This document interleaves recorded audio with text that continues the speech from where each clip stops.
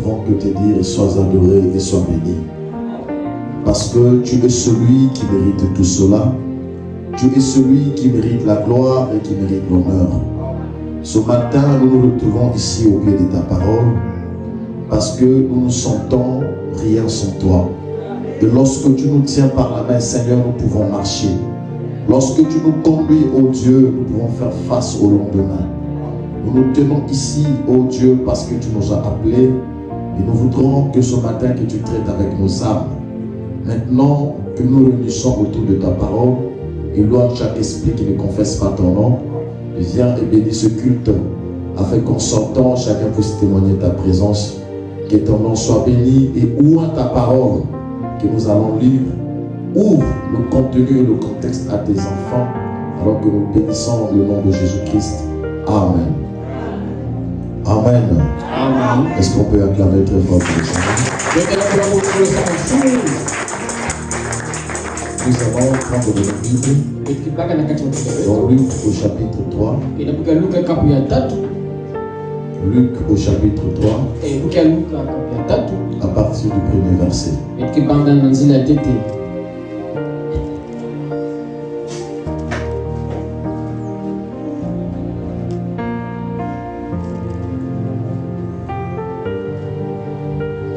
La 15e année du règne de Tibère César, lorsque Ponce Pilate était gouverneur de la Judée, Hérode tétrarque de la Galilée, son frère Philippe tétrarque de l'Iturie et du territoire de la Trasconite, Lysanias, tétrarque de la Bilène, et du temps du souverain sacrificateur Anne et Caïphe, la parole de Dieu fut adressée à Jean, fils de Zacharie, dans le désert. Il alla dans le pays des environs du Jourdain, prêchant le baptême de repentance pour la rémission des péchés, selon ce qui est écrit dans le livre du prophète Isaïe. Prophète. C'est la voix de celui qui crie dans le désert. Préparez le chemin du Seigneur, aplanissez ses sentiers. Toute vallée sera comblée, toute montagne et toute colline seront abaissées. Ce qui est tortueux sera redressé, et le chemin raboteux seront aplanis, et toute chair verra le salut de Dieu. Amen. Amen. Que le Seigneur bénisse sa parole de ce matin, nous allons parler sur un petit sujet. C'est un peu, c'est pas vraiment ordinaire quand on parle. Nous allons parler sur le baptême d'eau. Amen. Et depuis longtemps, j'avais reçu cette inspiration. Je voyais que je prêchais ça dans une église. C'était pas ici, mais c'était dans une église. Je parlais sur le baptême d'eau. Et j'ai bien voulu qu'on en parle aujourd'hui. Amen. Si le frère Aurel peut mettre cela au tableau. Le baptême d'eau. Je crois que c'est un sujet que tous nous connaissons. Parce que lorsque nous venons au Seigneur, le premier acte qui est fait, c'est le baptême d'eau. Et personne n'oublie cela. Amen. Alors, qu'est-ce que le baptême? Qu'est-ce que le baptême d'eau? Le baptême d'eau, c'est l'engagement d'une bonne conscience. Amen. C'est une œuvre extérieure de la grâce ou de la rédemption. Amen. C'est ce que Dieu accomplit dans l'homme. La Bible dit ceci dans le livre de 1 Pierre. Si nous pouvons prendre ici dans 1 Pierre. 1 Pierre au chapitre 3.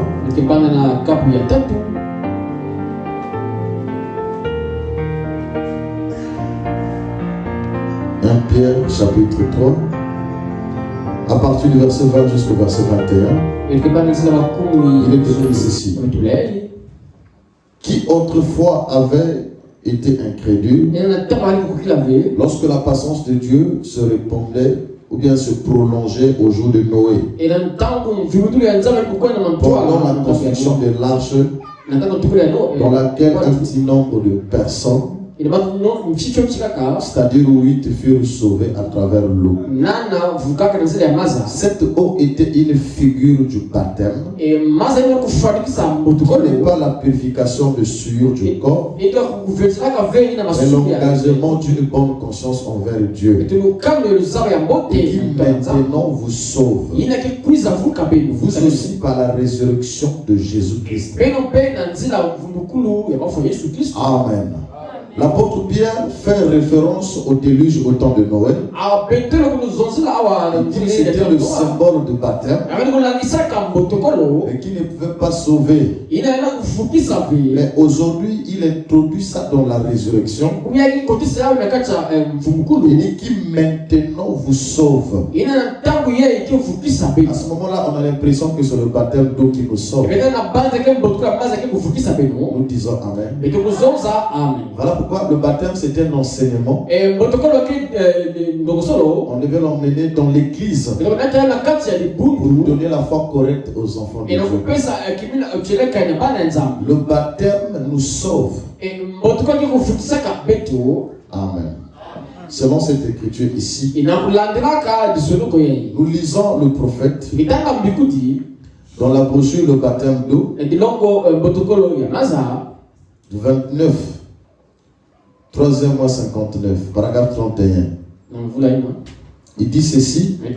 Maintenant, il y a bien des gens des églises qui aspergent les gens d'eau. Beaucoup d'églises croient en cela. Et c'est comme ça. Eh bien, c'est en ordre. Beaucoup versent de l'eau sur les gens. Versent tout simplement cela. Ils prennent de l'eau et on verse sur leur tête. Eh bien, c'est en ordre. Vous voyez, c'est une consécration. C'est une expression extérieure montrant qu'une œuvre de la grâce a été accomplie à l'intérieur. Je n'ai donc rien à dire contre cela. Amen. Verset 32, il dit, mais dans les Écritures, les gens étaient baptisés par immersion, en étant plongés sous l'eau. Par conséquent, étant donné que je suis un catholique à l'ancienne, je préférais faire exactement ce que l'église à l'ancienne mode faisait. Vous voyez, en étant immergé, recouvert. Jésus était totalement scellé à part. Il fut mis en terre. Une grosse pierre roulée sur la tombe, enseveli, en portant nos péchés au loin.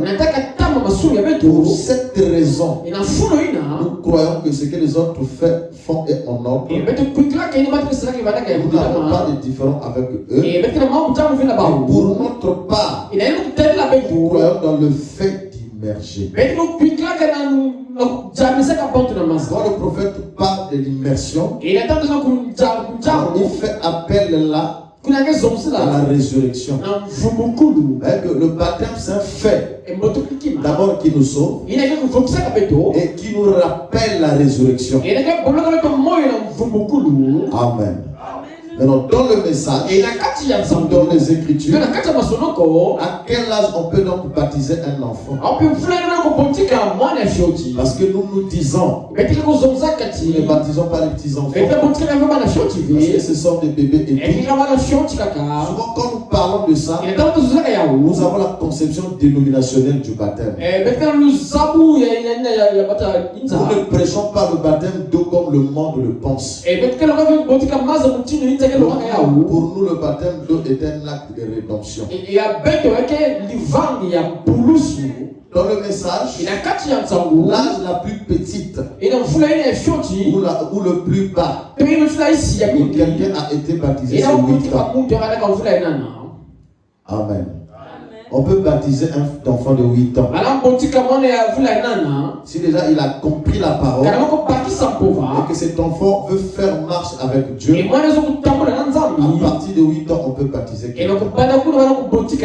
Est-ce que nous disons Amen? Frère Branham dit ceci.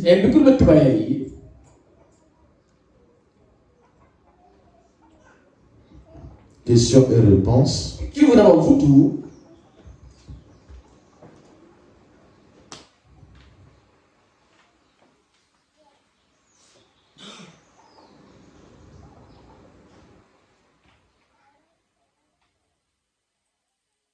15 5e mois 54. Question numéro 39.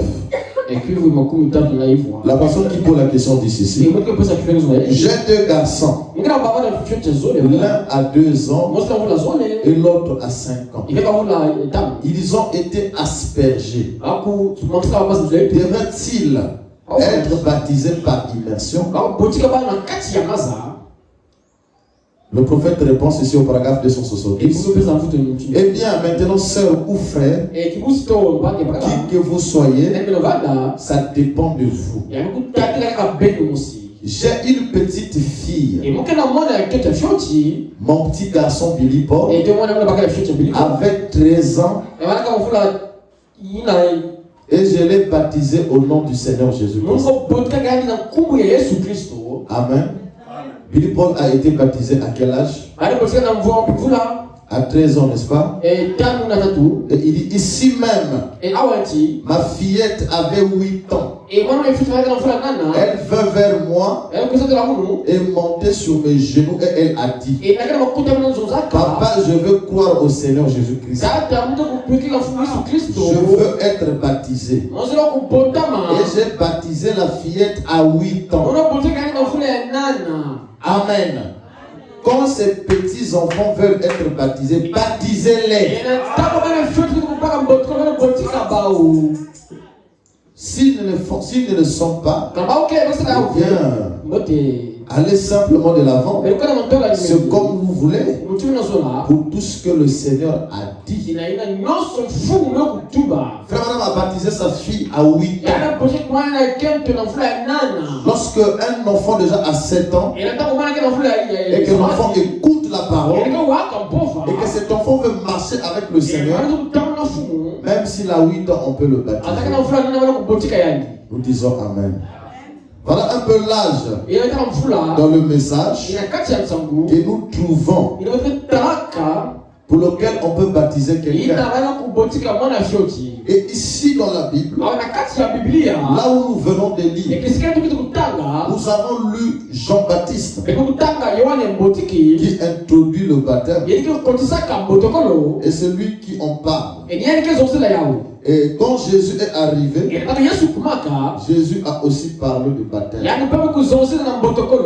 Et je voulais faire remarquer ici qu'il y a une différence entre le baptême de Jean-Baptiste et le baptême de Jésus. Amen. Alors quand vous croyez le message, il faut faire attention. Dans le message, il y a des choses quand le prophète arrive, il répète simplement la Bible. Là, il est évangélique. Tout le monde peut le croire. Mais quand l'onction prophétique vient sur lui et qu'il commence à interpréter certains faits, pour le croire, il faut être prédestiné. Là, il peut lier une maladie avec une couleur. Quand c'est la tuberculose qui arrive, ma main devient rouge. Sans croire ça, il faut être prédestiné. Parce que vous ne verrez ça nulle part ailleurs. C'est la voix de Dieu révélée en ce temps de la fin. Amen. Donc nous ne croyons pas comme le reste du monde. Nous avons une façon où nous voyons les choses. Ici, on nous parle du baptême des gens. C'est Jean qui a introduit le baptême d'eau. Jean a baptisé et Jésus aussi a baptisé. Donc quand nous faisons le baptême, nous faisons quel baptême? Hein? Nous faisons le baptême de Jean ou de Jésus? Ok, nous allons voir ça. Reprenons un peu dans Luc chapitre 3. Là, on vient de lire. C'est le baptême de Jean. Jean dit ceci. Nous avons lu un peu ça et là. Lui, il se présente au chapitre 4. Selon donc ce qui est écrit dans le livre de parole d'Ésaïe le prophète, c'est la voix de celui qui crie dans le désert. Jean crie dans le désert. Alors pourquoi il crie dans le désert? Parce qu'il n'est pas reçu en tant que messager. Voilà pourquoi sa voix crie dans le désert. Préparez le chemin du Seigneur, aplanissez ses sentiers. Toute montagne et toute colline seront abaissées. Ce qui est tortueux sera redressé. Et les chemins raboteux seront aplanis. Et toute chair verra le salut de Dieu. Il disait donc à ceux qui venaient en foule pour être baptisés, à lui, race de vipères, qui vous a appris à fuir la colère à venir, produisez donc le fruit digne de la récompense. Et vous ne mettez pas à dire en vous-même, nous avons Abraham pour père. Là, je vous déclare que de ses pierres, Dieu peut susciter des enfants. Amen. Il lui répondit, bon, déjà même la cognée est mise à la racine des arbres. Tout arbre qui ne produit pas de bons fruits sera coupé et jeté au feu. La foule interrogeait disant, que devons-nous que nous faire? Il lui répondit que celui qui a 2 tuniques partage avec celui qui n'en a point. Et celui de quoi à manger à juste de même. Il fait aussi des publicains pour être baptisés et lui dire, maître, que devons-nous faire? Il a répondu, n'exigez rien au-delà de ce qui vous a été ordonné. De soldats aussi lui demandaient, et nous, que devons-nous faire? Il a répondu, ne commettez ni extorsion, ni fraude envers personne, et contentez-vous de votre solde. Amen. Comme le peuple était dans l'état d'attente, et que tous se demandaient en eux-mêmes si Jean était le Christ, il leur dit, moi je vous baptise d'eau, mais il vient, celui qui est plus puissant que moi. Je ne suis pas dit de donner la couronne de ses souliers. Lui vous baptisera du Saint-Esprit et du feu. Il a son van à la main. Il nettoie son air. Il amasse le blé dans son grenier. Et il pleurera la paille dans un feu. Et c'était point. Amen. Jean dit, moi je vous baptise d'eau. Celui qui vient vous baptisera du Saint-Esprit et du feu. C'est comme si on comprend que Jean veut nous dire que celui qui vient ne baptisera plus d'eau. Il ne baptisera que du Saint-Esprit et du feu. Ça, vous devez faire attention. Quelqu'un peut faire le baptême d'eau et il le fait à l'image de Jean. Quelqu'un aussi peut faire le baptême d'eau et il le fait à l'image de Christ. Amen. Et les deux baptêmes n'ont pas la même signification. Les deux baptêmes ne sont pas les mêmes. Nous prenons ici dans Jean chapitre 3. C'est Jésus qui vient introduire son baptême. Jean chapitre 3. À partir du verset 19. Et ce jugement, c'est que la lumière étant venus dans le monde, les hommes ont préféré les ténèbres à la lumière. Parce que leurs œuvres étaient mauvaises. Car quiconque fait le mal est la lumière. Et ne vient point à la lumière, de peur que ses œuvres ne soient dévoilées. Celui qui agit selon la vérité vient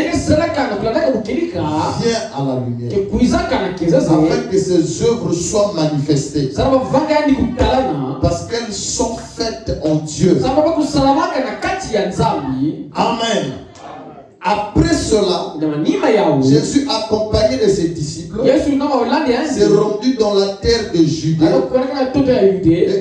là, il demeurait avec eux. Et il baptisait. Ici, c'est Jésus qui baptise. Amen. Ceux qui a introduit le baptême est en train de baptiser. Alors ici, Jésus a commencé à baptiser.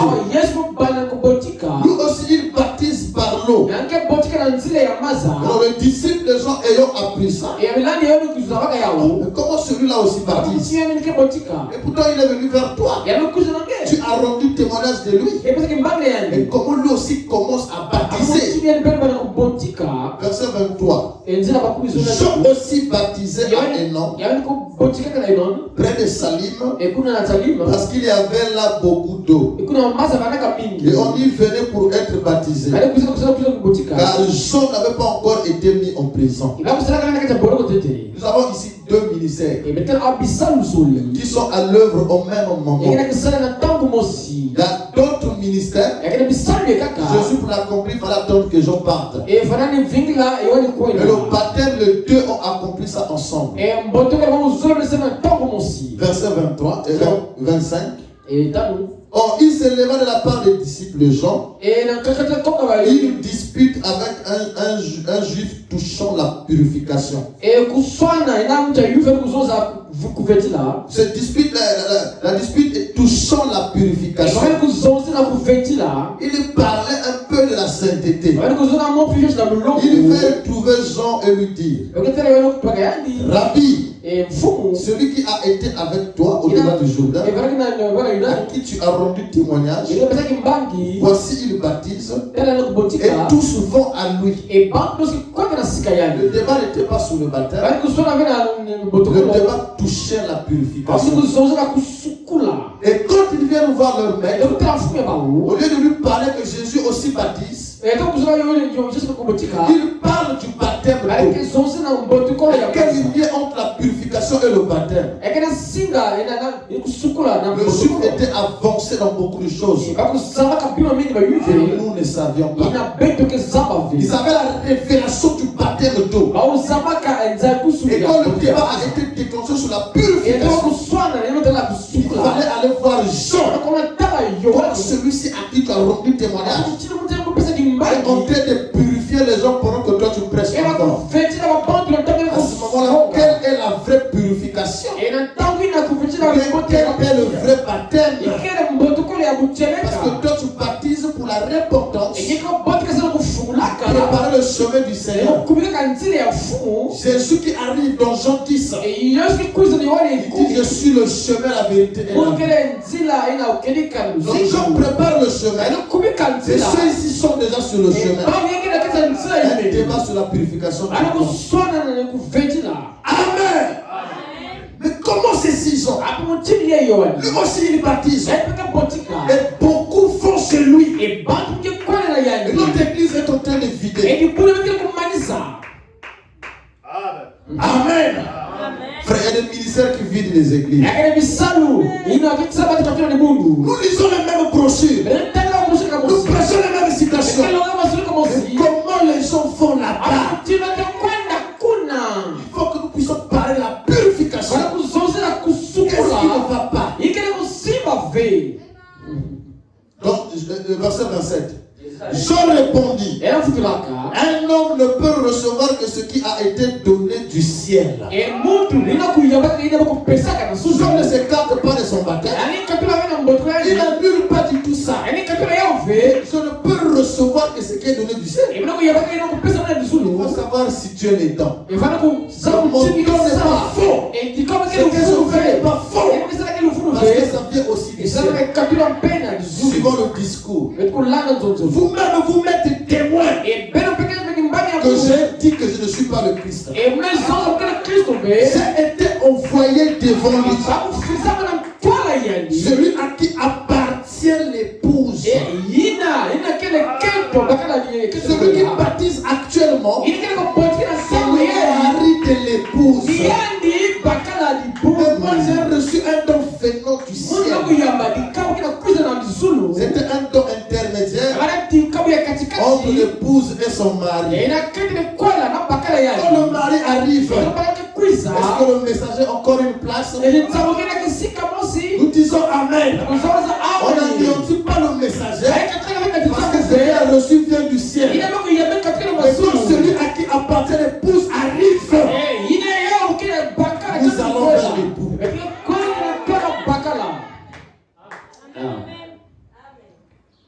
Amen. Il dit, celui à qui appartient l'épouse, c'est l'époux. Mais l'ami de l'époux qui se tient là, qui l'entend, éprouve une grande joie à cause de la voix de l'époux. Aussi cette joie est la mienne, est parfaite. Je aimais la voix de l'époux. Il dit, je ne suis pas l'époux, je suis l'ami de l'époux. Mais l'ami de l'époux est content. Il éprouve une joie d'entendre la voix de l'époux. C'est une joie parfaite. Dans le ministère, l'ami de l'époux, à un certain moment de la marche, il doit s'écarter. Je réjouis de ce que l'époux traite avec l'épouse. Nous avons trop fait écran à l'épouse.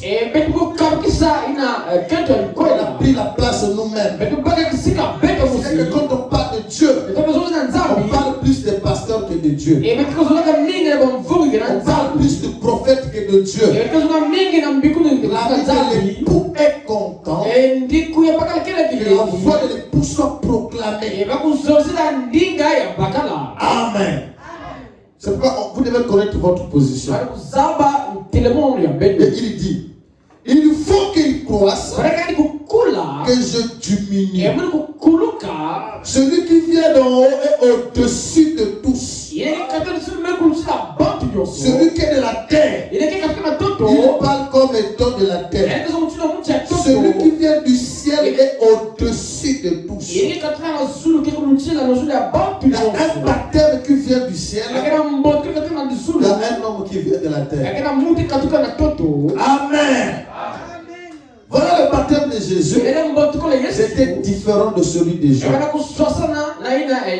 Jean continue, il dit ici, il nous rend témoignage de ce qu'il a vu et entendu. Et personne ne reçoit son témoignage. C'est lui qui a reçu son témoignage a certifié que Dieu est vrai. Car celui que Dieu a envoyé dit les paroles de Dieu. Parce que Dieu ne lui donne pas l'esprit avec mesure. Amen. C'est un don venant du ciel. Mais celui-ci a l'esprit sans mesure. Les gens disent, je me réjouis de l'avoir entendu. Nous disons Amen. Voilà le baptême des gens, c'était ça. Parce que le baptême des gens, c'était aplanir le chemin. Et il dit que les montagnes vont être aplanies. Et c'est quand après ça, on a vu les montagnes être aplanies. Hein? Mais les montagnes de l'incrédulité ont été aplanies. Ils sont aplanis ici. Dans ce verset. Parce que les gens avaient une haute considération pour lui. C'était une sorte de montagne. Quand il dit non, je dois m'aplanir pour laisser les gens voir celui qui est Jésus. Je suis de la terre. Celui-ci est venu du ciel. C'est lui l'époux. C'est celui-là pour qui l'épouse appartient. Et quand on s'écarte du chemin, alors nous voyons alors le chemin. Mais si le pasteur se met là devant Dieu, vous ne verrez pas Dieu, vous verrez le pasteur.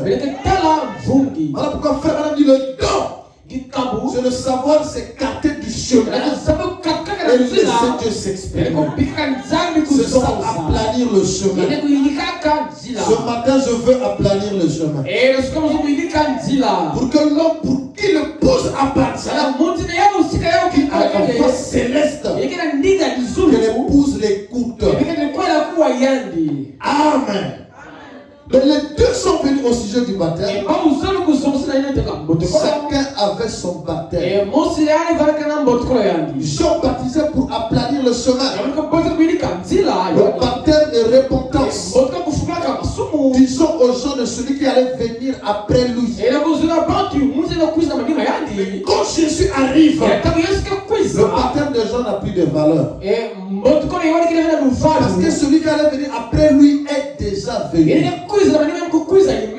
quand lui arrive, le baptême de Jean n'a plus d'importance. Et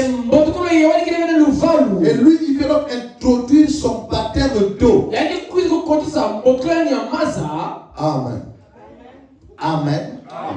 Et quand lui vient introduire son baptême, lui ne parle plus de la repentance, il lui parle du pardon. Deux choses différentes. Parce que quelqu'un peut se repentir, mais si Dieu ne pardonne pas, la repentance ne sera pas importante. Amen. Donc les deux mondes devaient se joindre pour donner un sens à la foi dans la parole de Dieu. Amen. Et Jésus vient ici. Il vient introduire son baptême. C'est que nous disons qu'il est différent du baptême des gens. Suivez bien ceci. Si vous lisez bien la Bible, vous verrez que quand Jean a baptisé, il a baptisé un baptême simple. Amen. Jean n'a jamais parlé du nom lors de son baptême. Il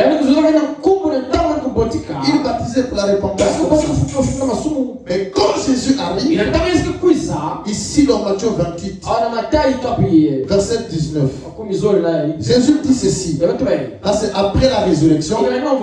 Il vient, il dit, allez, faites de toutes les nations des disciples, les baptisons au nom du Père, du Fils et du Saint-Esprit.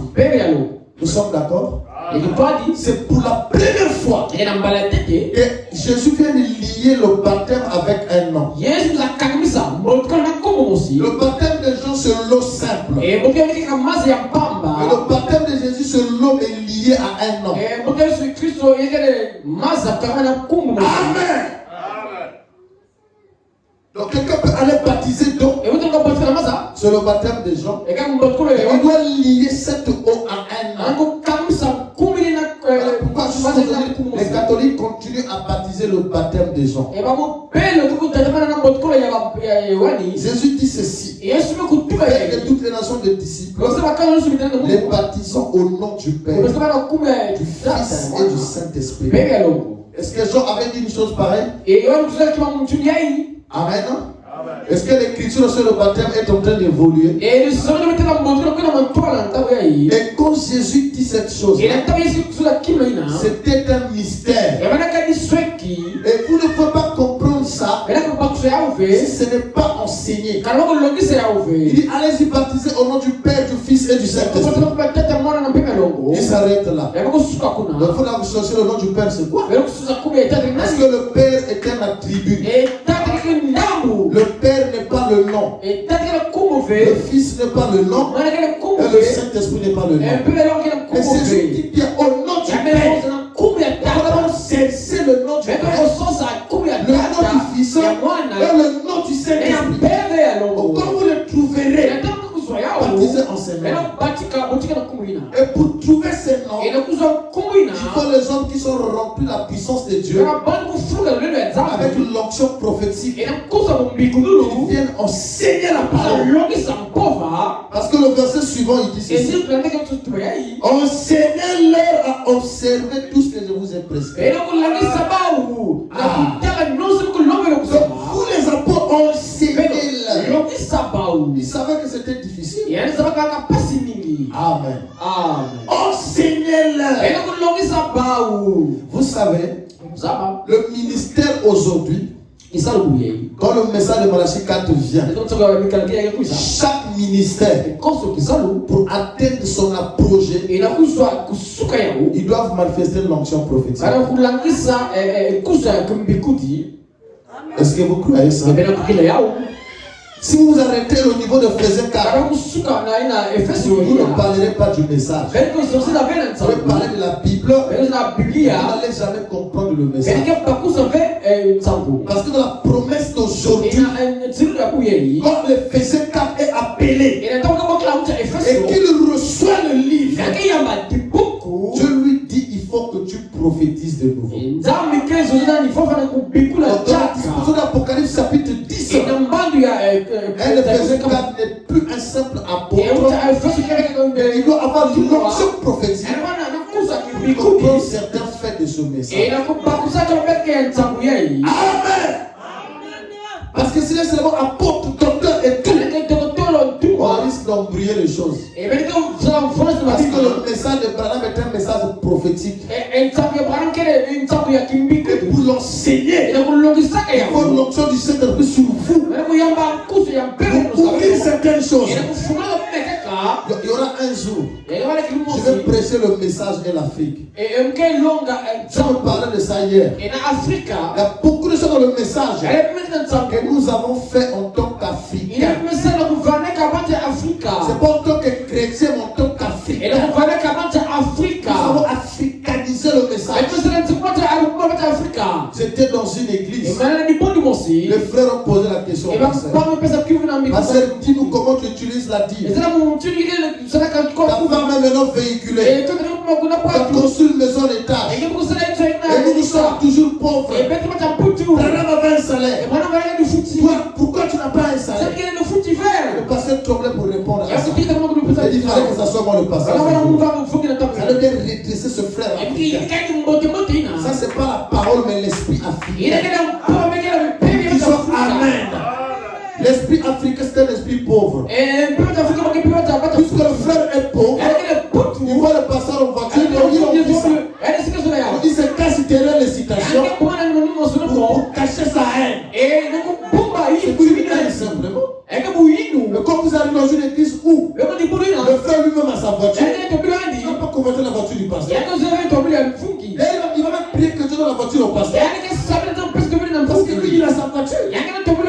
Amen. Et souvent les frères qui ont pas, ce sont les frères qui ne payent même pas la dîme. Le frère qui ne paye pas la dîme, qui excite la foule. Frère Branham devait poser des questions bien saillantes. Et le respect, paragraphe 53, il dit: tu me respectes, je te respecte, on respecte Dieu. Aussitôt tu ne respectes même pas ton pasteur, tu poses une question comme ça, il faudrait que ce soit moi le pasteur. La réponse, on le faire sortir de l'église. Nous sommes des Africains qui veulent gaspiller le message précieux. Amen. L'Afrique est le message. Est-ce que comme par exemple c'était fait un salaire? C'était un groupe de frères qui lui avait demandé ça? Non. C'était la loi. Avec les impôts, il était poursuivi. C'est là pour ne pas payer beaucoup d'argent. Il s'est fait un petit salaire pour qu'il paye l'impôt avec un prix un peu dérisoire. Mais malgré ça, il disait: mon bureau, c'est des dollars par semaine. C'était en dehors du salaire. Amen. Alors, puisque nous Africains, nous sommes pauvres. Pasteur, il faut que tu aies un salaire. Je ne ferai pas ça parce que vous m'avez demandé. Je ne ferai pas. Si toi tu ne vas pas payer la dîme, reste comme ça. La dîme ne bénit pas. La dîme bénit celui qui la paye. C'est ce que dit la parole. Pas celui qui reçoit. message est l'Afrique. Un frère fait quelque chose. C'est le collège des anciens. Il s'est répandu. La repentance est un regret. Ce n'est pas une obligation. Vous allez former un forum pour faire repentir le frère. Ça, c'est l'Afrique et le message. Vous ne ferez ça nulle part ailleurs. C'est seulement dans le deux Congo ici. Il doit sortir de sa frère. Nous devons évoluer. On est resté longtemps sous l'ombrage des pasteurs et des esprits africains. On doit suivre la parole et continuer à marcher. Raison pour laquelle Dieu nous perd plus dans nos églises. On est trop africains que fils de Dieu. Joseph Branham au-dessus des Éphésiens 4. Ça, c'est l'Afrique et son fanatisme. Vous ne verrez pas ça dans la parole. Les Périgouis ne croiront pas ça. Et les Africains, on a reçu une onction. Comment vous quantifiez l'onction de quelqu'un? Avec un appareil de mesure. L'Afrique est le message. On doit évoluer, frère. Il y a trop de choses on s'est comporté un peu. Il faut libérer les enfants de Dieu. Un frère a fait quelque chose. C'est un bruit qui commence à courir. Vous venez me voir ici, je vous chasse. Je ne crois pas des choses comme ça. Si tu as vu le frère a fait quelque chose de tu dois faire vers lui. C'est ce que dit la parole. Ne viens pas voir le pasteur. Et le pasteur a comme des infiltrés qui sont là. Les informateurs. Tout ce que les frères font dans les communions. Il y a un frère qui fait le contre-rendu au pasteur. Un pasteur qui n'écoutera jamais la voix de Dieu. Il écoute la voix de ses missionnaires, pas la voix de Dieu. Le message est l'Afrique. Amen. On doit évoluer, frère. Revenons un peu dans notre enseignement. Ici, Jésus dit, allez partout dans le monde, faire de toutes les nations des disciples, en les baptisant au nom du Père, du Fils et du Saint-Esprit. En suivant un peu ici, on va reprendre notre écriture ici. Prenez votre Bible avec moi. À partir du verset 19. Prenons nos Bibles. Je veux faire remarquer une chose ici. Allez faire de toutes les nations des disciples, le baptisant au nom du Père, du Fils et du Saint-Esprit. Qu'est-ce que vous remarquez là? Ici, l'écrivain ici, il fait référence à une seule personne. Parce que s'il y avait beaucoup de gens, le nom là allait être au pluriel. Ok? Suivez bien. S'il est en train de citer qu'il y avait 3 ou 4 personnes, il allait dire, allait baptiser au nom. 2 points. Du Père, virgule, du Fils, virgule, et du Saint-Esprit. Mais au nom là, c'est au singulier. Et du Père, virgule. Et le crivet ici nous renvoyait à une seule personne qui porte ce titre. Amen. Donc le baptême de Jésus consiste à chercher le nom du Père, Fils et Saint-Esprit. Amen. Voilà le baptême de Jésus. Ça consiste à chercher ses noms. Et lui-même a dit, allez enseigner-les. Est-ce qu'on peut faire un petit enseignement ce matin? Amen. Parfois nous prêchons, mais là on va essayer un peu d'enseigner. Prenons un peu dans Actes. Chapitre 2. Actes chapitre 2. Lorsque nous enseignons, on lit beaucoup les Écritures. C'est pour nous permettre d'être situés. Amen. Actes chapitre 2, verset 36. Suivez. L'apôtre Pierre dit ceci. L'homme qui a reçu les clés, le pasteur de Jérusalem. Suivez ce qu'il dit. Que toute la maison d'Israël sache donc avec certitude. J'aime sa façon de parler. C'est-à-dire qu'il sache avec certitude. C'est très fort. Hein? Pas qu'il sache simplement, mais avec certitude. Il est sûr que ce qu'il dit n'est pas autre chose que ça. Toute la maison d'Israël sache donc avec certitude que Dieu a fait Seigneur et Christ. C'est Jésus que vous avez crucifié. Amen. Dieu a fait Seigneur et Christ. Donc Jésus n'est plus seul. Dieu a fait Seigneur et Christ. Mon Seigneur, c'est le Père. Quand vous lisez dans les textes en hébreu, moi je suis traducteur, je fais le cours de la traduction. Toutefois qu'on parle du Seigneur, ça nous renvoie à Dieu le Père. Amen. Seigneur et Christ. Et le Christ, c'est l'onction. C'est l'Esprit.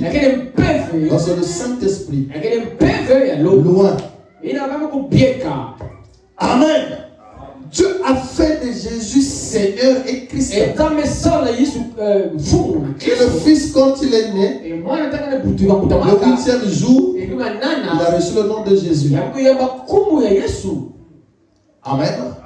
Alors, qu'est-ce que cette écriture veut dire? Que Dieu a fait Père et Saint-Esprit. C'est Jésus que vous avez crucifié. Amen. Donc, le Père, c'est le Seigneur. Le Fils, c'est Jésus. Et le Christ, c'est le Saint-Esprit. Voilà pourquoi ce trois noms, ce nom doit être associé avec l'eau du baptême.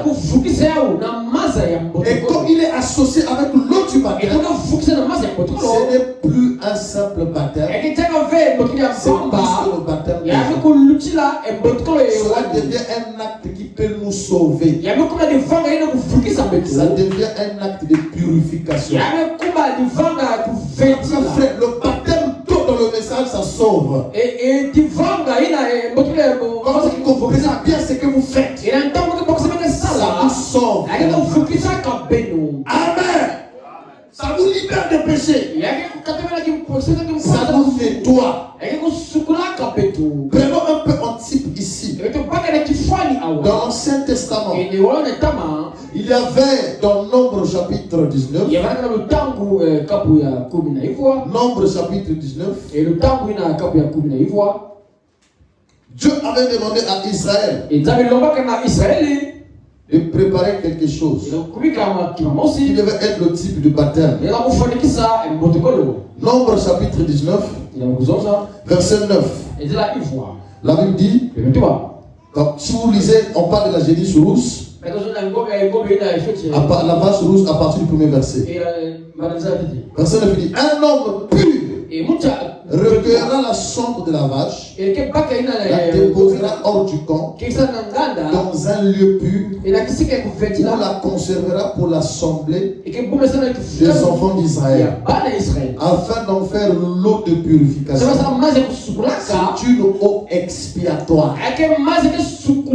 Et quand on prenait cette vache, qui était donc le type de Christ, on la brûlait. Et on prenait la cendre, on mélangeait avec de l'eau. Quand les enfants d'Israël venaient pour adorer, ceux qui avaient le péché, le sacrificateur prenait de l'hysope, il la mettait dans l'eau, il aspergeait sur ces gens, et ça les séparait avec leur péché. Ils pouvaient donc aller adorer le Seigneur. Amen. C'était une eau de purification. Frère Branham dit c'est le type du baptême.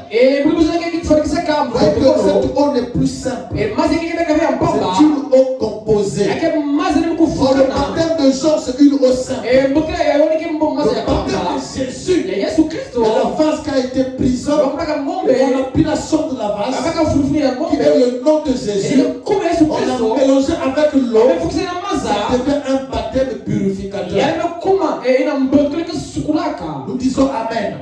Et quand vous baptisez au nom du Seigneur Jésus, vos péchés vous sont pardonnés. Parce que le nom n'est plus une eau simple.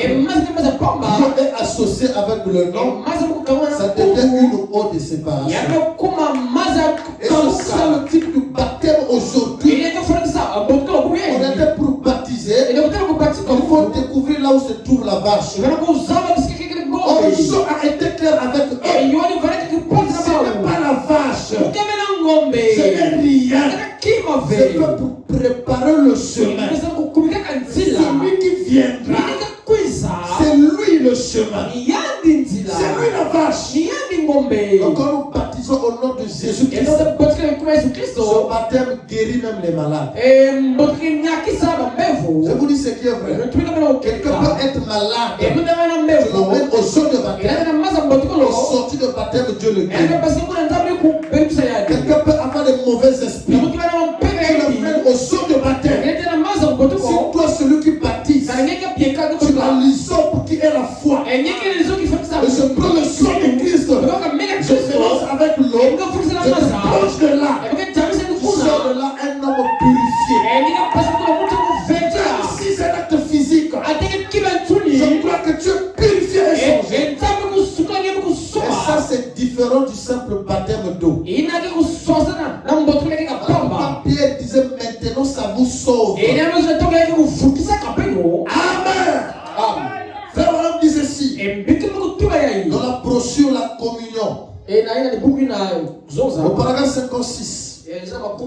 Il dit ceci. La communion. Paragraphe 56. Il dit ceci. Cette hygiéniste ne pouvait avoir pas un joug sur elle. Elle ne devait avoir aucun joug sur elle. Dépouillée. Elle devait être tuée en présence du souverain sacrificateur. Ensuite, lorsque le souverain sacrificateur Aaron voyait que la jeunesse était tuée, Éléazar prenait de son sang sur le doigt et il allait faire cette raie sur la porte. Le souverain sacrificateur, celui qui voit, qui constate la mort. C'est pas lui qui recueille le sang. Il y a un autre ministère qui est pour recueillir le sang et pour aller accomplir le baptême. Frère Branham dit, dans le fils d'un homme qui réfléchit, je me tiens ici devant le sang de Jésus. Je plonge mon doigt dans le sang de l'agneau. Amen. Il a constaté la mort. Il faut que les Éléazar se lèvent. Il aille prendre ce sang pour aller ça et là avec ce message et purifier les enfants de Dieu. Il allait faire cette raie sur la porte. Sur la porte du tabernacle. Comme un témoignage public. Ensuite, la jeunesse était prise et mise au feu brûlé. Elle était brûlée. Ensuite, on emportait hors du parvis. Remarquez comme c'est merveilleux.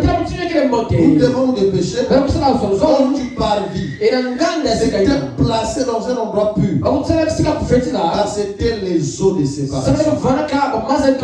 57 il dit. Donc Éphésiens Paul dit que Dieu, par la prédication de la parole, les eaux de séparation. La foi vient de ce qu'on entend. Ce qu'on entend de la parole. La parole de Dieu constitue les eaux de séparation. Nous sommes lavés en entendant par l'eau, par la parole.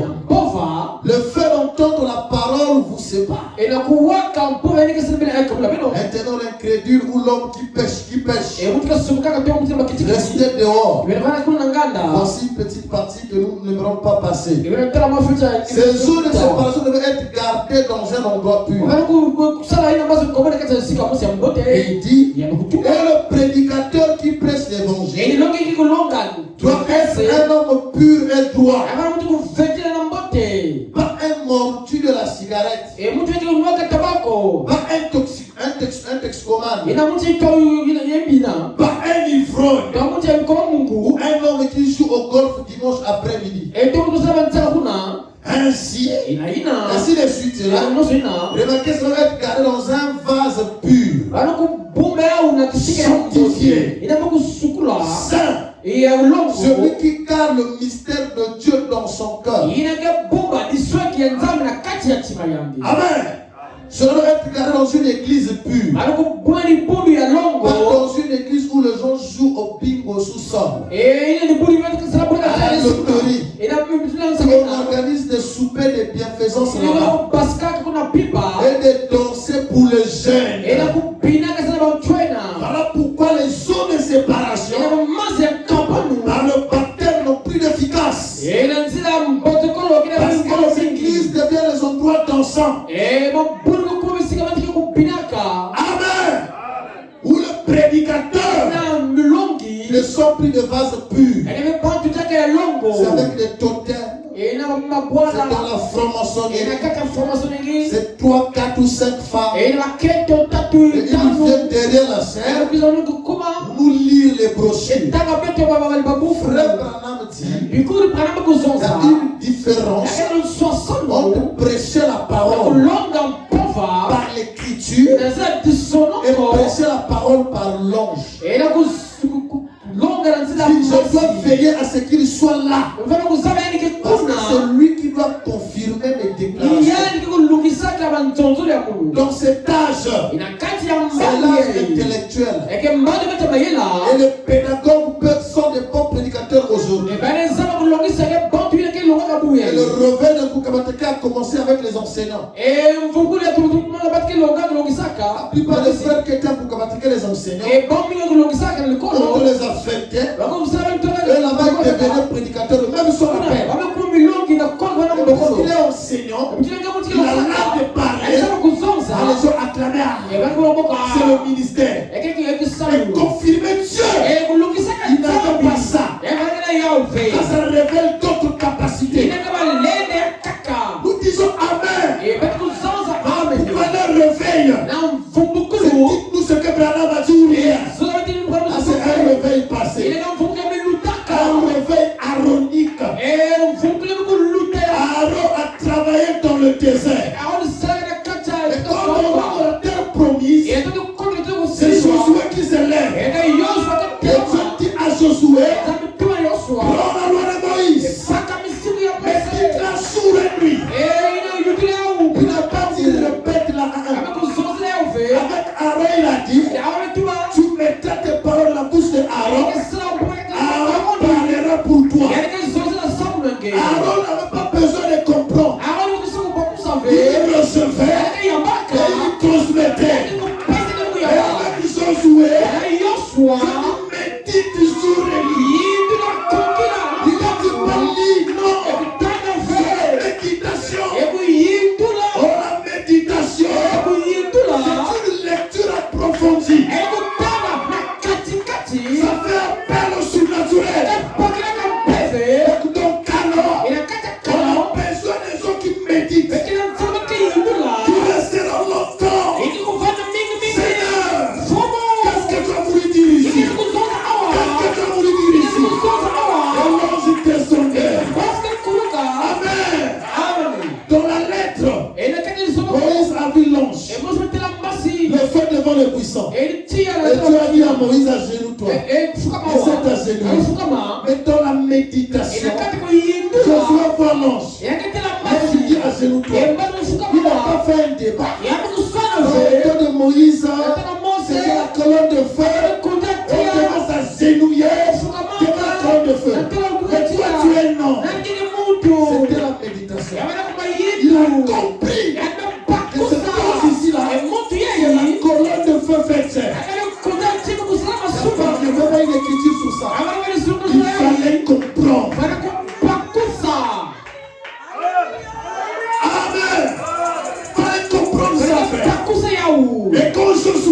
terre, le peuple a compris ça. Tu vas pas dire à Josué, je resterai avec toi si tu nous répètes Moïse. Si nous voyons le Dieu de Moïse avec toi, nous te suivrons. Oh, aujourd'hui on nous dit, je répète, suivez-moi. Et si nous pas les répétiteurs, et suivez ça, pour le Dieu de William Arabala. Et cet ange est encore là. Pourquoi aujourd'hui, c'est pas l'âge des répétiteurs, mais c'est l'âge de la confirmation. Quand le peuple a vu Dieu confirmer, même si ce n'était pas écrit, c'est que nous te suivrons Jésus. Parce que ça c'est Dieu. Amen. Il se lève là. Après avoir médité le livre, l'ange apparaît. On dit pour Jéricho, fais-moi cette tour. Moïse a dit ça vous. C'est là que la répétition par rapport au surnaturel. Il y a ceux qui répètent la lettre. Il y a ceux qui répètent le surnaturel. C'est pourquoi Branham déclare dans cet âge-là, il faut un homme qui a la capacité d'entendre Dieu parler. Amen. Parce que si l'entend Dieu parler, il répétera ce que Dieu a dit. C'est l'âge aveugle. Josué seul se résigne. Il vient vous diriger à village. Il m'a dit faisons ça. Faisons ça. Si vous croyez, vous montez le message de Jésus. Amen. Il faut qu'on avance, frère. Si le Dieu là est là, nous te suivrons. Mais si Dieu n'est pas là, et que tu parles bien, tu répètes bien les situations, c'est bon. Mais il faut un être pour confirmer cela. Donc que l'église existe, aucun témoignage poignant.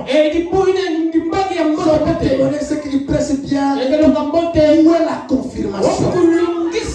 C'est l'âge de la confirmation. Amen. Branham a dit, je le vois se faire. Cela devient une lumière. Frère Branham dit ceci, quand Dieu fait une promesse dans sa Bible, et que vous accomplissez ça, ça devient une parole vivante. Donc ça passe de la parole écrite de la parole vivante. Donc vous choisissez quoi? La parole écrite ou la parole vivante? Amen. Vous choisissez quoi? La parole écrite est là. Pour qu'elle devienne vivante, il faut qu'un homme manifeste ça. Il faut qu'un homme arrive là. Et le message aujourd'hui que je veux que vous sentez là, pour que devienne la parole vivante. Amen. Voilà pourquoi nous dérangeons. Parce que la parole écrite, les sorciers liront ça, les magiciens liront ça, et dans le message ils sont nombreux. Amen. Et la parole vivante, ça c'est le ministère de l'épouse. Parce que la parole de Dieu est ton épouse. Et si toi tu es l'épouse, tu deviens la parole manifestée. Tu as la parole manifestée. Et à cause de ça, si vous croyez ça, l'ange de la parole va vous accompagner. Amen. Il y a des choses, frère.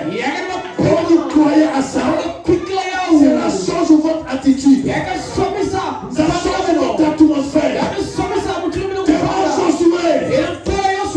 Et quand il a rencontré l'ange, il est reparti. Pas comme il est arrivé. Comment se garde-moi? Le Ruben a peut-être appelé. Josué, pourquoi? Le Jéricho est là. Tu me fais calme, pourquoi? Je l'ai rencontré. Amen. Jéricho n'était plus le problème. Quand un homme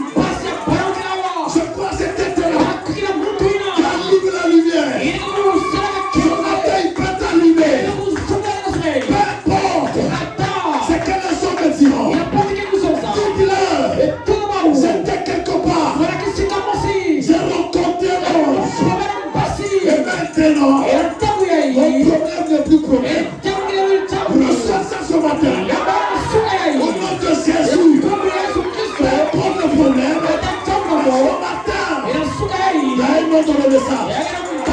Ça bouge dans le corps. Il te change la situation. Quand il descend, il change la situation. Frère Branham disait, je me réjouis parce que je sais qu'il est là. Quand il descend, ça fait réjouir le cœur.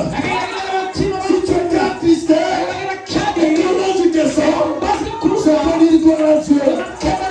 Je me réjouis parce qu'il est là. Et ce matin, je crois qu'il est là. Est-ce que tu passes avec moi? Jésus l'a dit. Je ne vous laisserai pas orphelin. Amen. Amen. Revenons à notre enseignement. Est-ce que ça fait du bien? Ok.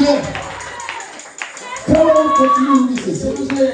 Je continue avec l'écriture. Il dit ceci. Le Éphésiens, Paul a dit que Dieu, par la prédication de la parole, les eaux de séparation.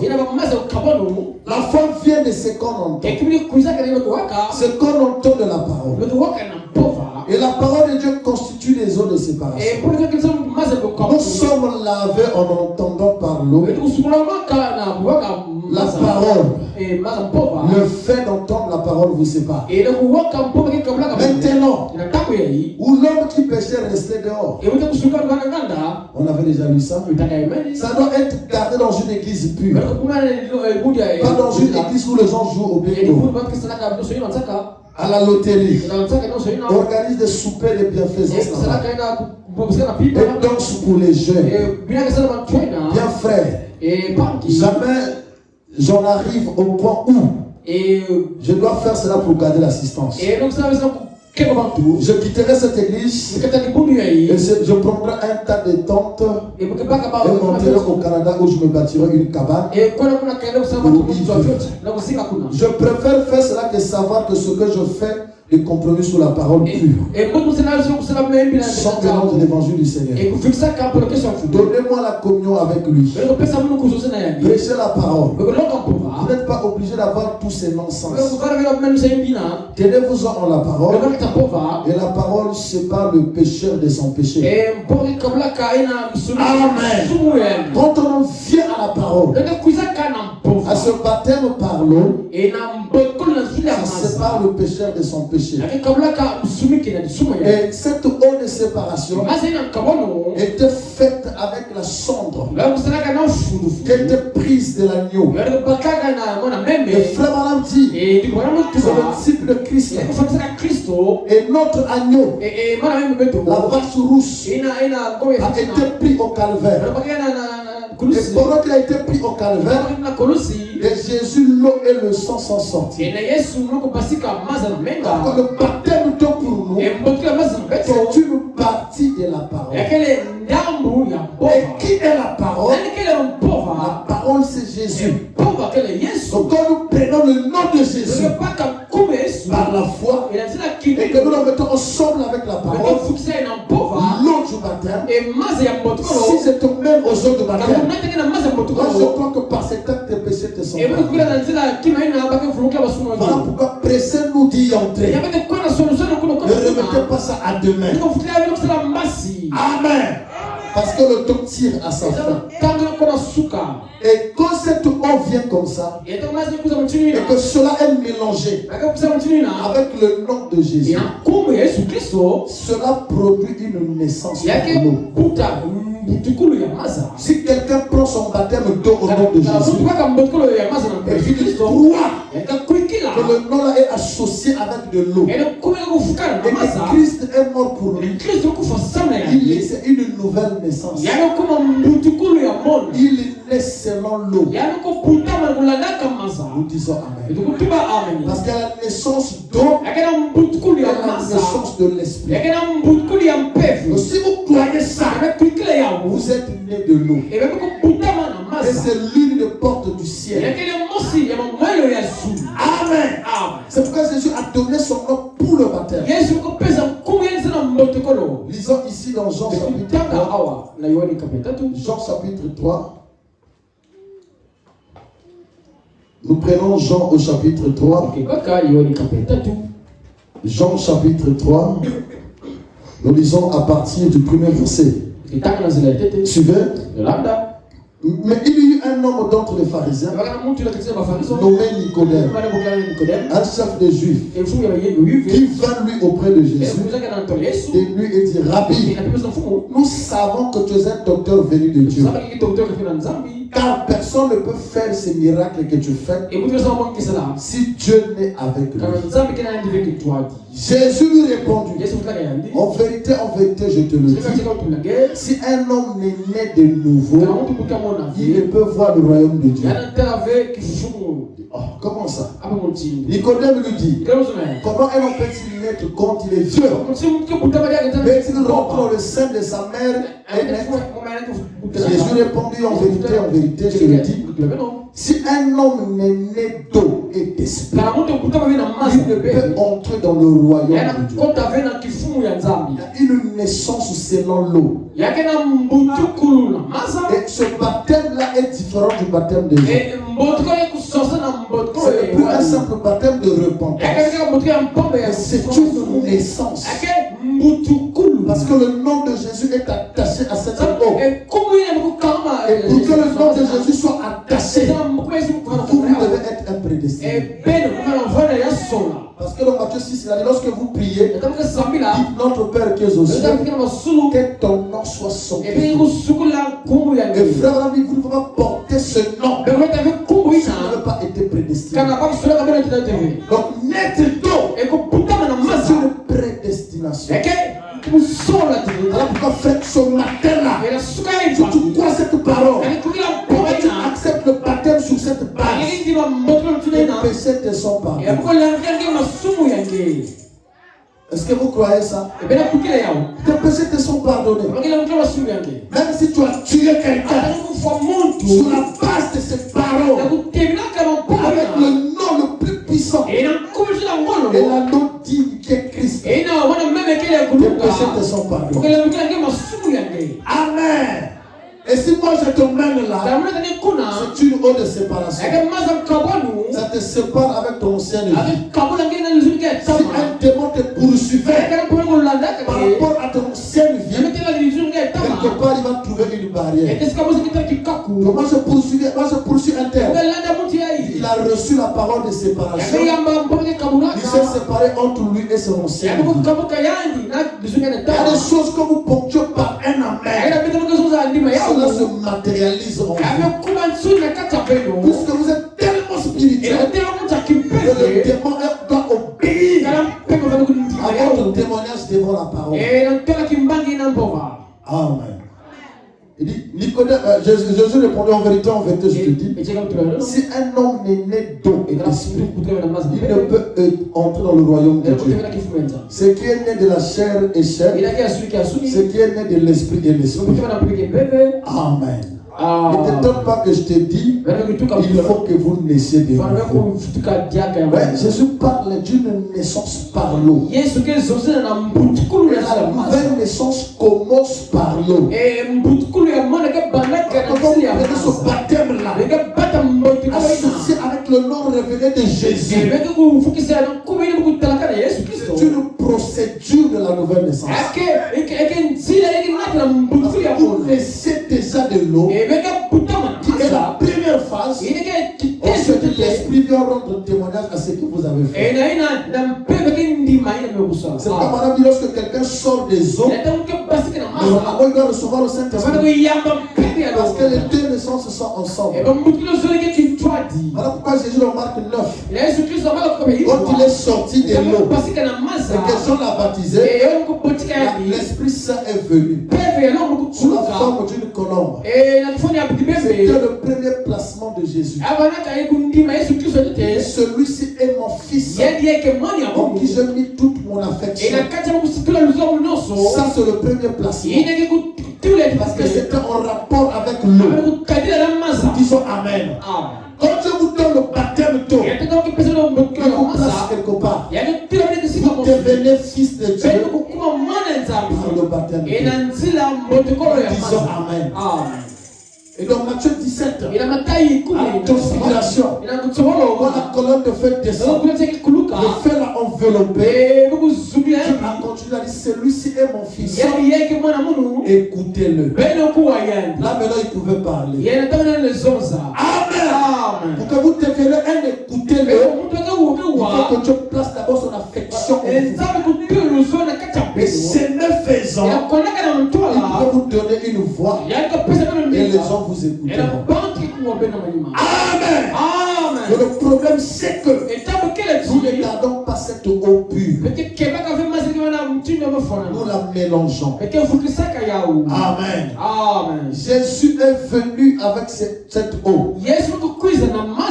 Et dans le livre de 1 Jean, 1 Jean chapitre 5, prenez avec moi dans le livre de 1 Jean. 1 Jean chapitre 5, à partir du verset 5 jusqu'au verset 9. Il dit, la Bible dit ceci. Qui est celui qui a triomphé du monde? Sinon celui qui croit que Jésus-Christ est le Fils de Dieu. C'est lui Jésus-Christ qui est venu avec l'eau et du sang. Non avec l'eau seulement, mais avec l'eau et le sang. Et c'est l'Esprit qui rend témoignage, parce que l'Esprit est la vérité. Et lorsqu'on prend le sang de la vache, on met avec l'eau, ça forme l'eau et le sang. Et ça veut dire que c'est Jésus qui est venu avec ça. Dans le baptême de Jésus, c'est l'eau plus le sang. Amen. C'est comme on a été crucifié à la croix. Il y a l'eau et le sang qui sont sortis. C'est là que l'épouse est sortie. Le baptême des hommes, c'était Jean. Quand on a demandé à Jean, qui es-tu? Je suis la voix de celui qui crie où? Dans le désert. Quand Jésus est venu avec son baptême, il est venu avec l'eau et le sang. Jean est venu avec quoi? L'eau seule. Amen. Amen. Il dit ceci. Jésus-Christ est venu avec l'eau et du sang. Non avec l'eau seulement, mais avec l'eau et avec le sang. C'est l'Esprit qui rend témoignage, parce que l'Esprit est la vérité. Car il y a trois qui rendent témoignage: Esprit, l'eau et le sang. Et les trois sont d'accord. Amen. Dans ce vrai baptême, il y a un processus. L'eau du baptême là est d'accord avec l'Esprit. Donc personne ne peut prendre le baptême si ça ne tombe pas à ce que le Saint-Esprit vienne rendre témoignage dans sa vie. Parce que les trois sont d'accord. Amen. Et si les trois sont d'accord, nous comprenons alors quel est le nom que la Bible nous donne pour le baptême.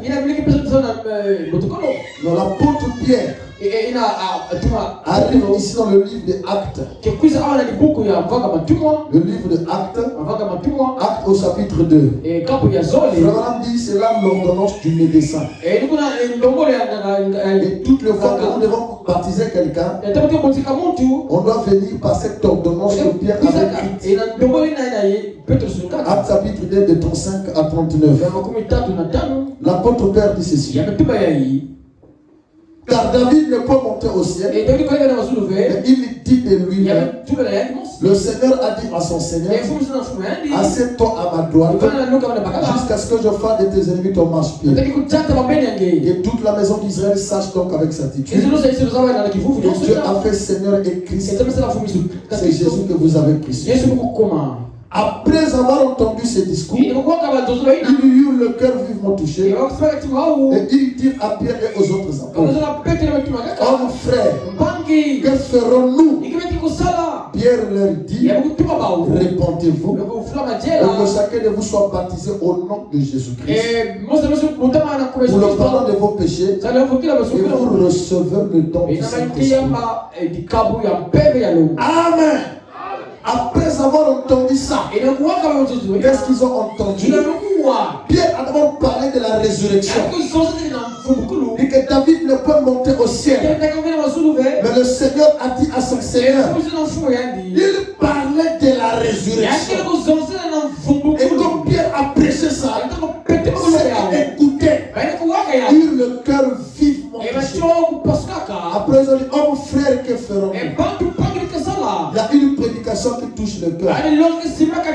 Lorsqu'on parle que Jésus-Christ est vivant, ça doit toucher le cœur d'un pécheur. Oh mon frère, que ferons-nous? Pierre a dit, répentez-vous, que chacun de vous se fasse baptiser au nom du Seigneur Jésus pour le pardon de vos péchés et vous recevez le don. Amen. Il y a un baptême, frère. On parle de Saint-Esprit en vous. Le baptême de Jésus. Les trois choses sont d'accord. Il a parlé un peu de la résurrection. Que Christ est vivant. C'est que le Seigneur a fait. Il est monté au ciel. Il s'est assis à la droite de la majesté divine. Ce qu'il écoutait. Pourquoi les gens n'acceptent pas le baptême aujourd'hui? Parce que nous ne parlons pas bien de la résurrection. Nous ne présentons pas bien la chose. Et quand ils ont écouté ça, oh mon frère, qu'allons-nous faire? Pierre leur donne la porte. Nous disons Amen. Il apporte d'abord ce lot, mais pas la repentance. À ce moment-là, ce n'est pas une repentance obligée. C'est une repentance qui touche le cœur. Nous disons Amen. S'il y a eu pas de baptême du Saint-Esprit, parce qu'on a obligé les gens à se repentir. Oh frère, fais ça. Tu seras en ordre avec l'église. L'église a quelle promesse sur moi? Au lieu d'être en ordre avec la parole, on te dit que tu seras en ordre avec l'église. C'est selon quelle promesse? Nous disons Amen. Je ne suis plus un croyant d'église. Frère Branham dit, le troisième exode, c'est sortir les gens de l'église et les placer dans la parole. Et vous êtes les membres du corps d'église et pas d'une église locale. Amen. Sortez de ce réveil des églises. Entrez dans la parole. C'est là que nous recevons le Saint-Esprit. Amen. Et moi, quand je parle de l'eau aujourd'hui, je ne parle pas de l'eau comme le monde le pense. Et la repentance, c'est lorsque quelqu'un regrette son péché. J'ai lu la Bible. La Bible dit, les impudiques et les adultères seront jugés sévèrement. Amen. Mais un jour, donc question-réponse numéro 2. Je disais ça même ce matin-là. Il y avait une dame. Elle s'était mariée dans une ville. Et puis elle a quitté la ville, elle a divorcé. Elle a trouvé un autre mari là-bas. Après elle quitte, elle va ailleurs. Elle trouve un autre mari. Elle change même son nom, son identité. Maintenant il y a quelqu'un qui la connaissait. Là-bas elle s'est mariée à un brave chrétien. Il y a quelqu'un qui la connaissait, qui l'avait repéré. Le jeune homme lui a dit, si tu ne restes pas avec moi, je vais révéler ce que tu es. Et ton mari va te refuser. Elle voulait garder son mari. Elle a accepté cet homme. Et finalement, elle a eu un enfant. Elle ne savait pas à qui l'enfant appartenait. Et un jour, elle est venue devant, elle est tombée malade. Elle est venue devant Frère Branham. Frère Branham lui a dit, ta vie n'est pas en ordre. Tu es assis et témoigne ça. Mon mari va me quitter. Mais Dieu lui t'a déjà quitté. On perd le mari et perd le Dieu, tu préfères quoi? Amen. Si le mariage n'est pas en désaccord avec la parole, je préfère perdre le mariage. Si le travail n'est pas en désaccord avec la parole, je préfère perdre le travail pour la parole. Et quand l'esprit commençait à la discerner, vraiment elle s'est levée. Elle a poussé un cri. Elle est tombée là. Elle vient d'être scellée du Saint-Esprit. Une adultère, triple adultère. Quand elle a poussé un cri, elle a regretté amèrement. C'était la réponse importance et Dieu a scellé son âme. Ça aurait été le message à l'Africain. La sœur, tu n'es pas en ordre. Il faut qu'on reparte d'abord à Louisville. On va encore là-bas.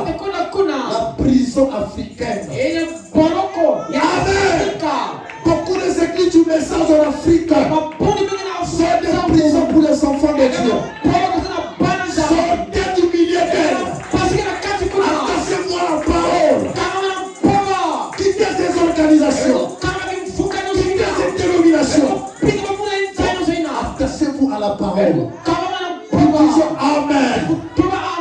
Dès qu'un frère fait quelque chose dans l'église, il n'est plus considéré. Ça c'est l'évangile à l'Afrique. Au temps de frère Branham, il y avait un diacre qui avait commis adultère. Sa femme aussi avait fait la même chose. Et Branham a reçu la femme par le discernement. Il dit, tu as donné une mauvaise vie. La femme dit en tout cas, je ne voudrais pas dire ça à mon mari. Parce que si je le dis, c'est un bon chrétien. Il va me quitter. Voilà, il va appeler ton mari. Les deux venaient ici. Moi aussi, il va te dire quelque chose. Quand le mari est venu, la femme a parlé là. Elle pleurait. L'homme a dit, je te pardonne.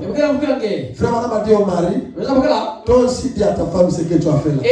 La femme dit non, c'est pas mon mari, c'est un bon chrétien. Non.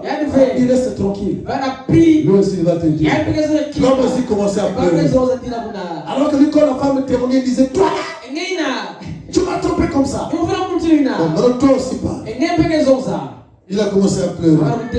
Quand ça devient pour nous, quand c'est l'autre qui le fait, on est pressé à le juger. La plupart de ces pasteurs qui ont exposé la vie de son enfant de Dieu, ils vivent mal. Dans l'intimité. Ils ne passent jamais derrière la scène. Mais Dieu est un juste juge. Amen. La parole est un jugement. Ce que je déclare ici est un jugement. Dans le monde spirituel, les changements s'amassaient pour accomplir ce Et quand le monsieur a témoigné ça, il a dit à frère Branham, je ne suis plus digne d'être diacre. Par rapport à ce que je fais, je dépose le diable. Frère Branham dit, mais pourquoi? Oh non, parce que ma vie n'est pas digne par rapport à ce que je fais. Frère Branham lui dit, le fait que tu ne sois plus digne d'être diacre, c'est la preuve que tu dois continuer à être diacre. C'est nous en Afrique ici. Il a déjà un mauvais témoignage. Le message à l'Africain. Parfois les pasteurs eux-mêmes pêchent,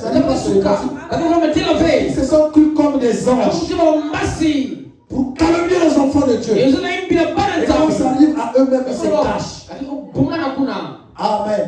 La vraie repentance vient du cœur. Parce que si vous prenez quelqu'un, vous l'emmenez par force, viens te repentir. Il va se repentir. Mais le démon là est toujours là. Vous n'avez pas chassé le démon. Amen. Si on peut le délivrer, chasser ces démons, il peut passer pour arranger sa vie. Ça va donner l'accès au baptême du Saint-Esprit. Répondez-vous. Est-ce que quelqu'un croit aux eaux de baptême aujourd'hui? Le baptême de Jésus. Amen. Ce baptême-là engage l'entrée au sein de l'ange.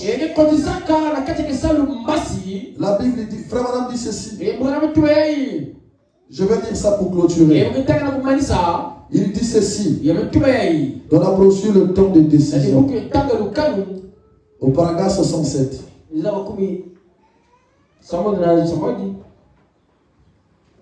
Le temps de décision.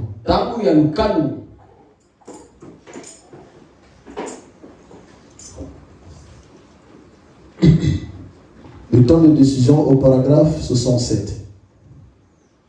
J'ai un peu perdu la citation là, mais je dois prendre ça.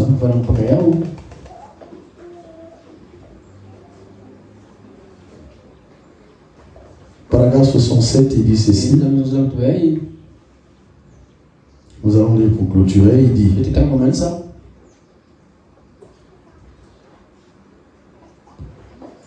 Il dit, saisissez-vous cela.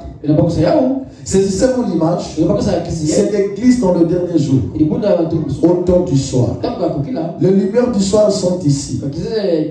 Suivez, il dit, c'est le temps où l'ange de l'Éternel, dans le surnaturel, se révèle à Rebecca, l'épouse d'Isaac. C'est d'une façon ou d'une autre, elle est poussée à aller aux eaux de la vie. Oh! Mon cœur tressaille de joie.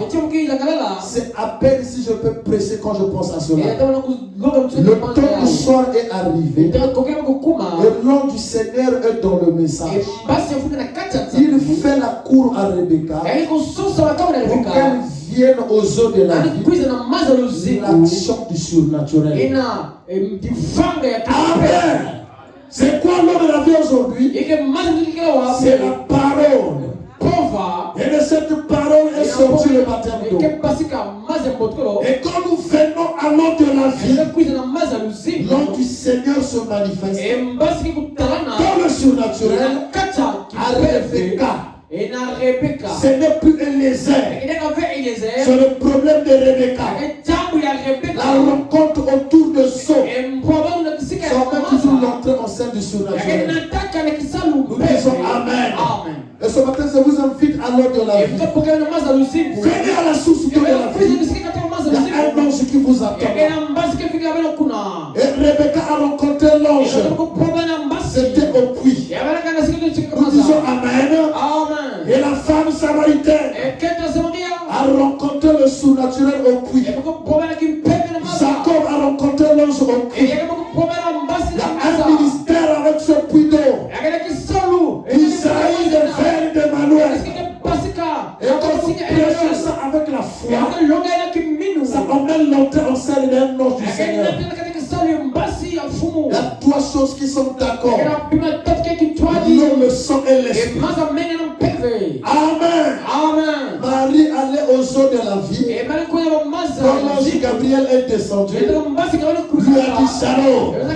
Et en ce temps du soir, je ne crois pas le baptême comme à la Pentecôte. Je ne crois pas le baptême de Jean-Baptiste. Jésus a amené l'entrée en scène. Une évidence. Et si vous croyez ça, vos péchés vous sont pardonnés. Et c'est quelqu'un croit ça ce matin. Si tu crois ça, tes péchés te sont pardonnés. Aucun démon en enfer ne puisse te retenir dans le péché.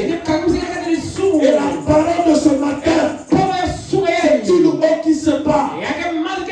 Même si tu as déjà été baptisé, quand tu écoutes ça, et que tu dis Amen à la parole, cela réactualise ton baptême. Tu passes du baptême de Jean au baptême de Jésus. Et tes péchés te sont pardonnés. Au nom de Jésus. Amen. Et quand nous passons à ce baptême, il parlait de la résurrection. Le Seigneur arrive. Et quand il vient, c'est pour venir habiter dans le cœur de l'homme. Quel fait le baptême? Au nom du Seigneur, vient rendre témoignage que l'eau et le sang ont été corrects. A-t-il quelqu'un qui a été baptisé aujourd'hui et qui n'a jamais reçu le Saint-Esprit? Ton baptême a été un acte qui peut conduire Christ son matin dans sa vie. Amen. Et c'est ça qui nous purifie. Voilà pourquoi cela engage la prédestination. Et quand Dieu me regarde, il me regarde saint. Et cela peut conduire au baptême du Saint-Esprit en toi. Pour allumer ce cœur dans le cœur. Amen. Que fait le baptême? Cela emmène l'Esprit de Dieu dans l'homme. Tu as dit Pierre, m'aimes-tu? Seigneur, tu sais que je t'aime. Quand tu seras affermi, affermis tes frères. Si l'enseignement peut affermir l'église, il faut que celui qui presse soit affermi. Voilà pourquoi nous avons choses. Il a trouvé une On veut faire une déclaration de la parole sans avoir médité profondément. Un ancien peut avoir prêché quelque chose. C'est pas mauvais de prendre ça. Mais si cela est la parole, je peux pas. Et si ce n'est pas la parole, Amen. Parce que c'est l'âge de la méditation. C'est pas l'âge de rester connecté sur Facebook. C'est pas l'âge de WhatsApp. Internet, c'est un réseau qu'on appelle la toile. C'est quoi la toile? C'est un système que l'araignée met en place pour pouvoir captiver ses proies. Parce que l'araignée n'a pas assez de vitesse, elle met en place un système de réseau, de rencontres de fils ça et là. Et ce fil-là sort de l'araignée. Ça sort de son ventre. Elle va fabriquer une toile. Et quand vous êtes au loin, vous ne verrez pas les dangers. Et les insectes qui volent là, même les oiseaux, sont pris au piège. Alors l'araignée vient à travers la toile pour récupérer les proies. Et aujourd'hui le diable, à travers la toile, les réseaux sociaux, il a déployé sa toile pour captiver les enfants de Dieu. Il peut rester à 5 heures du temps. Prier des heures, il n'arrive pas. Tu as été pris au piège. Amen.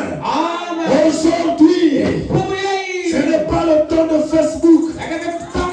Non. C'est le temps de rentrer dans le livre. On va rentrer dans le livre. Et si vous entrez dans le livre, vous êtes en connexion avec le ciel. À travers la toile, le diable a mis en place un système pour faire circuler le message d'une personne à une autre. Mais dans le Saint-Esprit, il y a un système de récepteur de message. Tu peux penser au ciel, celui qui est connecté à la toile divine reçoit le message. Tu peux venir te voir. J'ai reçu un message. Ta vie, Dieu veut que tu fasses ceci. Comment tu l'as reçu? Je suis connecté. Amen. Sortez du monde.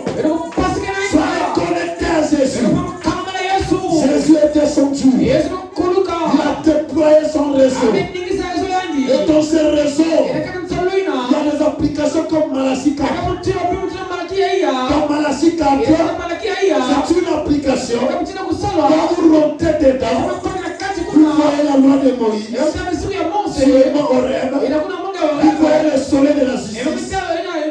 Vous voyez Jean-Baptiste. Et vous voyez William Abraham. Mais il ne s'arrête pas là. C'est notre réseau. Jean 3,16. Tu as tant aimé le monde. Il a donné son fils unique.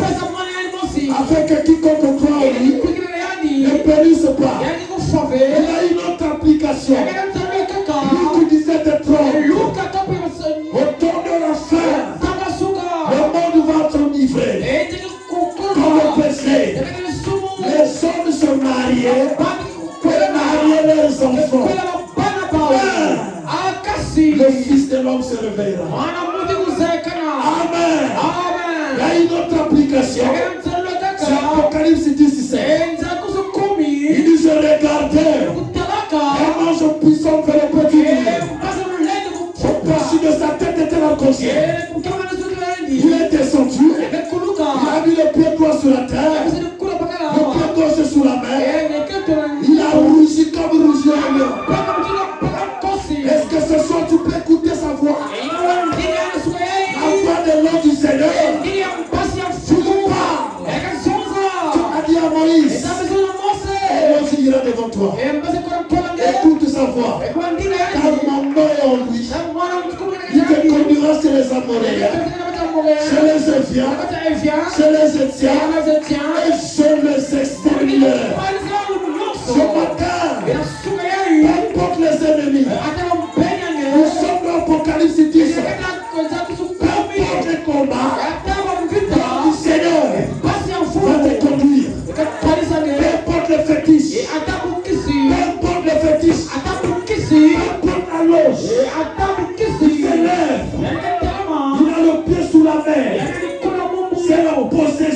la mer. Il a le pied sur la terre.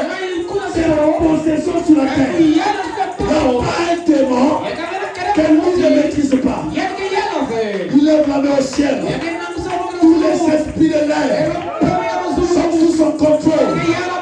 Et il te dit ce matin, il faut que tu parles. Il faut que tu parles.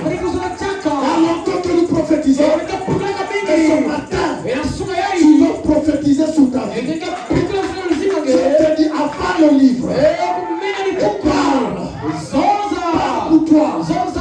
Pour toi qui es pas. Ce matin, je te dis, c'est à toi de parler. La parole de l'homme, c'est moi. Parce que tu as fait de toi un petit Dieu. Frère Branham dit, nous sommes des créateurs en miniature. Alors maintenant, je vais créer la paix dans ma vie. Je vais créer la bonne santé dans ma vie. Je vais créer mon travail. Si seulement je suis le pouce, je peux parler. Amen. Frère Branham dit, Ézéchiel, allez avec l'ange d'Abraham. Et le même ange, Ézéchiel, il est allé toucher Rebecca. Rebecca, puis, et l'ange qui tête avec le messager, c'est le même qui tête avec l'épouse. Rebecca est arrivée au puits. Frère Branham déclare, après 20 savons c'est impossible. Parce qu'un savon peut approuver un fût. L'ange de Lézer lui a donné le temps. Et avec le même temps, elle a approuvé le chameau. Elle a approuvé le chameau. Quand elle a fini, Lézer a dit, voici la reine. Voici l'épouse. L'épouse n'est pas paresseuse. Il faut d'abord approuver le chameau pour que tu sois sélectionné. Et frère Branham dit, le chameau représente le Saint-Esprit. Est-ce que tu approuves le Saint-Esprit? Est-ce que tu écoutes la parole? Est-ce que tu te consacres à ça? Si c'est ça, Élézer dira, voici la femme de mon maître. Et ce matin, je déclare, voici la femme de mon maître. Et maintenant, lève-toi. Voici le coup arrive. Je suis le messager pour te ramener à la maison. Amen. Est-ce que tu peux prophétiser maintenant? Parle maintenant. Dis Seigneur, ta parole est venue. Je ne veux plus de telles choses. Je ne veux plus de ça. Parce que tu as parlé. Est-ce que quelqu'un peut se lever maintenant pour parler à Dieu? Alors que nous nous tenons debout. Que chacun s'incline maintenant. C'est à toi de parler. Dire Seigneur, maintenant je prophétise. Maintenant je prophétise sur ma vie. Afin que la grâce de Dieu m'environne.